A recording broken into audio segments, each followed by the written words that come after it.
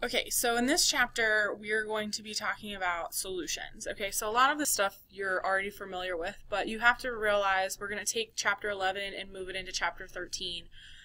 You have to realize solutions occur because of molecules' intermolecular forces, meaning the interactions between the molecules. Okay, so the first thing that we're going to talk about with solutions is actually the effect of the intermolecular forces, or IMF, on the solution process. So various IMFs can occur between the solvent and the solute. So let's do a quick review here about what our solute and our solvent is in a solution. So the solvent is actually what does the dissolving. Okay, so this does dissolving. Where the solute, if I can spell dissolving, where the solute is what's being dissolved. So primarily the solvent, we're going to have more of it in the solution than we do with the solute. Okay, so a couple of things that can occur between a solvent and a solute, a couple of different interactions. You can have an ion-dipole interaction. So a lot of this we've seen, like for instance, if I dissolve salt, so sodium chloride, into water, you have to remember that water has a water has a dipole-dipole, meaning that your hydrogens are going to be partially positive and your oxygens are going to be partially negative. Where when you dissolve, what happens is your sodium becomes plus charged, and then your oxygens of the water are going to be more attracted to the plus charge of the sodium. Okay, so that's your ion-dipole interaction. So that's what happens when salt dissolves in water. You can also have dispersion interactions. So dispersion, you have to remember, is London dispersion. So dispersion interactions is going to be the interaction between a nonpolar and a nonpolar substance.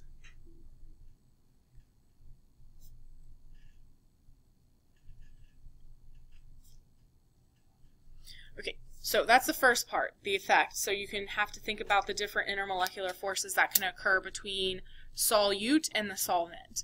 Solutions will only occur when the solute and the solvent, okay, so the thing that's doing the dissolving and the thing that's dissolving, have a higher intermolecular force than the solute does with itself. Okay, so for instance, if you look at this image that I have here, this here is going to be your solvent, where this will be your solute. Okay, so in order for the solute to dissolve into the solvent, it has to have a higher intermolecular attraction with the thing that's doing the dissolving than with itself. Okay, so you'll notice that your intermolecular force attraction between all of your solutes is way lower because they're not as close together anymore. So the solvent and the solute now have a stronger intermolecular force attraction.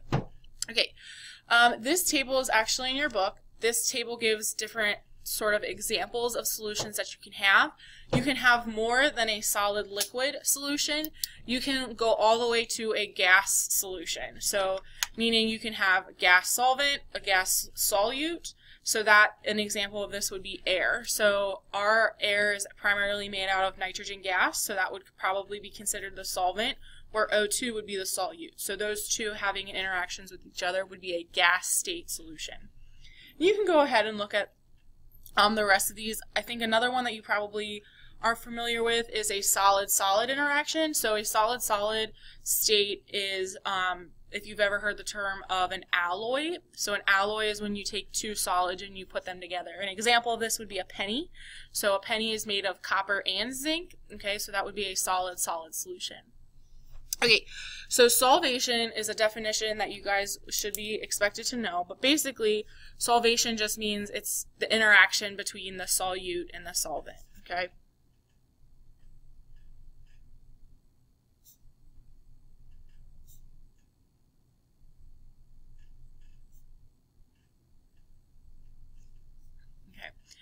Okay. This is when the solvent is, okay, let me take a step back. I'm sorry. When the solvent is water, we call it a hydration, okay? And that kind of makes sense, right? Because when you add water, you're being hydrated. So when the solvent is H2O, we call it a hydration solution. Okay, so with that being said, if you're making interactions and you're breaking interactions, there has to be energy involved, because you have to remember that when you break bonds and, well, I'm sorry, let me do it this way. When you break bonds and make bonds, there's energy being released or absorbed. So when you break interactions and make interactions, energy also has a factor in that as well, okay? So when we make a solution, I need you to think of energy in terms of 3 different enthalpies, okay? So when we have the separation of our solutes, okay, so if you remember, when we break a bond, we have to put energy in, okay? So breaking bonds is an endothermic reaction. So when you're breaking interactions, it's going to be the same thing. So separation of the solute will be an endothermic reaction, because you have to put energy in order to break the solute attraction apart. Same thing with separation of solvent. The solvent is interacting with each other, so in order to get those solvent interactions apart from each other, you have to put energy in. Okay? And then the last thing is your solute-solvent interaction. So instead of breaking interactions, you're now making a new interaction. Okay? So your solute-solvent interaction will be negative, because you're actually going to be releasing energy, because you're now creating a new interaction. Okay? So your delta H for the separation will be positive. You have to put energy in. Separation of the solvent, put energy in, because you're separating, just like breaking a bond, where when you're creating a new interaction, it's going to be exothermic, so your energy will be negative. Okay? So let's look at a couple of different diagrams here to kind of illustrate what's going on. Even though our first 2 steps are going to be endothermic, that doesn't make my overall solution endothermic, okay? Even though I have 1 step that's exothermic. Depending on how much energy is actually being formed depends on where we are with our scale. So if you look here, this means increasing enthalpy, okay? So here's our step 1 is breaking apart the solvent, so it's going to be endothermic because you have to break apart, so our delta H will be less than 0. Our solute, same thing, break apart the energy, okay? Where the energy for making the solution is, it's going to be greater than 0. It has to be greater than 0 because you're forming new interactions, but the solution energy is way lower than where you started with your solvent and your solute. So you'll actually be releasing more energy than what you have to put in. So this would be an exothermic reaction. You'll notice down here you need less enthalpy, so it's still going to be less than 0, but it's not going to be as great up the scale as this is. You'll need less energy to break apart the interactions, and then you'll have more enthalpy when you actually form the solution. So this would be considered an endothermic reaction. Okay? So this kind of summarizes what's happening here. So you'll have a delta H for the overall solution, just like you have total for anything else. You'll have delta H1, delta H2, delta H3, and you're adding them all together. Whether this is positive or negative depends on where your solute and your solvent enthalpy starts and your solution enthalpy ends. Okay? So the first 2 enthalpies have to be endothermic because you're breaking bonds. Creating the solution will release energy. So what's the difference between heat packs and cold packs? Okay, so the difference between heat packs and cold packs, this information can be found on page 531, but I bet you can kind of figure out what's going on here. So for a hot pack, that's going to be your exothermic reaction. Or an endothermic reaction, that's going to be your cold pack. So in a hot pack, what's happening is your enthalpy to break apart the interactions between your solvent and your solute is going to have a higher enthalpy than when you create the solution, and vice versa for your cold pack. Okay, I feel as though there's something, maybe there's one more thing I have to talk about, maybe 2, but let me just do the solution formation and the chemical reaction. What you have to realize is when you do a single replacement reaction, so when I take nickel solid and I put in HCl to make nickel chloride and hydrogen gas, since this is aqueous, you have to realize that it's not just going to be nickel chloride, okay?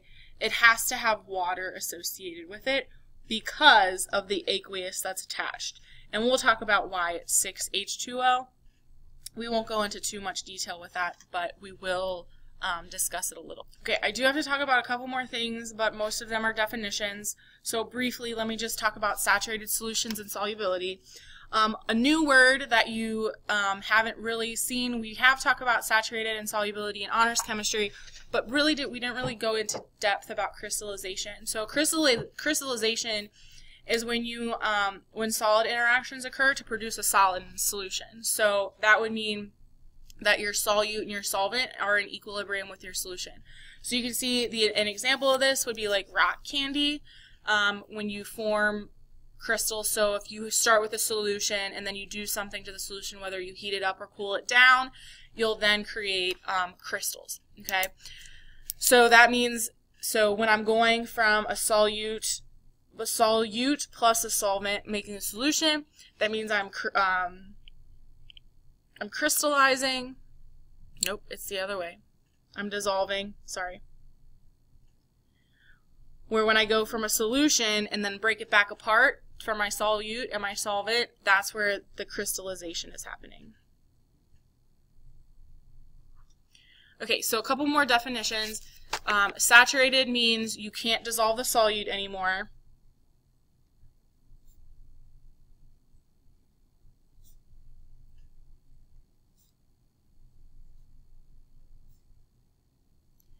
Solubility is the max amount of solute in a given temperature and pressure.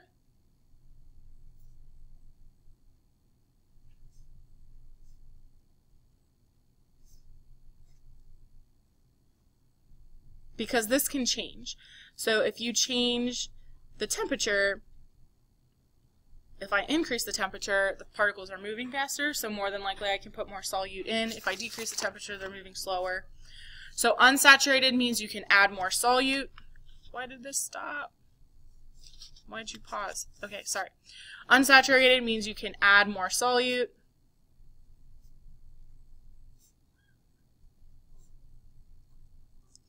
Where supersaturated means you're making a solution, but it's going to be at higher temperatures. Okay, so if you remember in honors chemistry, I talked about fudge being an example of this. So heating up your sugar chocolate mixture to dissolve more sugar, but once you decrease the temperature again, that sugar will fall out of solution and then crystallize. Okay, so that's it. So I want you guys to do these practice problems, fill out the form that's associated with this video, and you'll get credit for the homework. Thank you.